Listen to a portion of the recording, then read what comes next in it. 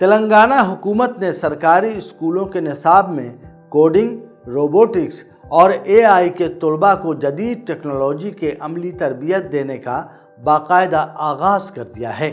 Digital learning اب سرکاری اسکولوں کا باقاعدہ حصہ بن گیا ہے، جس سے طلباء کو اس تعلیمی سال سے ان نئے مضامین کی بنیادی باتیں سکھائی جائیں گی۔ ابتدائی مرحلے میں یہ پروگرام پرائمری اسکولوں کے طلباء پر مرکوز ہوگا۔ خصوصی تدریسی مواد پہلے ہی تیار کیا جا چکا ہے اور اساتذہ کے نئے مضامین کے مطابق اپنانے کی صلاحیتوں کی تربیت مکمل ہو چکی ہے۔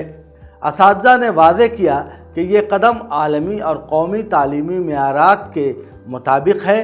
حکومت کا عزم ہے کہ ٹیکنالوجی کے استعمال سے تعلیم کو دلچسپ بنا کر طلباء کو بین الاقوامی سطح پر مقابلہ کے قابل بنانا ہے۔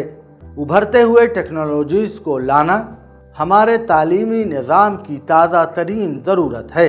ریاستی محکمہ تعلیم کا کہنا ہے کہ AI پر مبنی ٹولز کا استعمال کرتے ہوئے ایک پائلٹ پروگرام کئی اسکولوں میں کامیابی کے ساتھ چلایا جا چکا ہے۔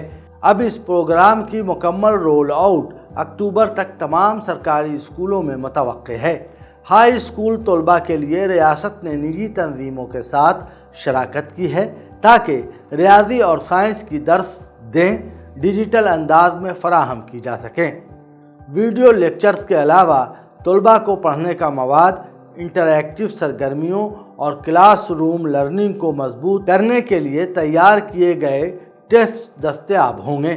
متوقع فوائد اور خدشات: اس اقدام سے طلباء کی موبائل اور ڈیجیٹل ڈیوائسز سے دلچسپی سیکھنے کی جانب موڑنے کی توقع ہے، کیونکہ یہ انہیں منظم تعلیمی پلیٹ فارم مہیا کرتا ہے۔ تاہم کچھ اساتذہ نے یہ تشویش بھی ظاہر کی ہے کہ کم عمری میں AI متعارف کرانے کے غیر متوقع اثرات بھی ہو سکتے ہیں۔ انہیں خدشہ ہے کہ طلباء غلط معلومات سیکھ لیں یا بنیادی مسائل حل کرنے کے لیے AI پر زیادہ انحصار کر بیٹھیں، جس سے تنقیدی سوچ پر منفی اثر مرتب ہو سکتا ہے۔ حکومت اور محکمہ تعلیم نے کہا ہے کہ نگرانی، تربیت اساتذہ اور احتیاطی تدابیر کے ذریعے ایسے خطرات پر قابو پانے کی بنیادیں رکھ دی گئی ہیں تاکہ تعلیمی فوائد زیادہ سے زیادہ اور خطرات کم سے کم ہوں۔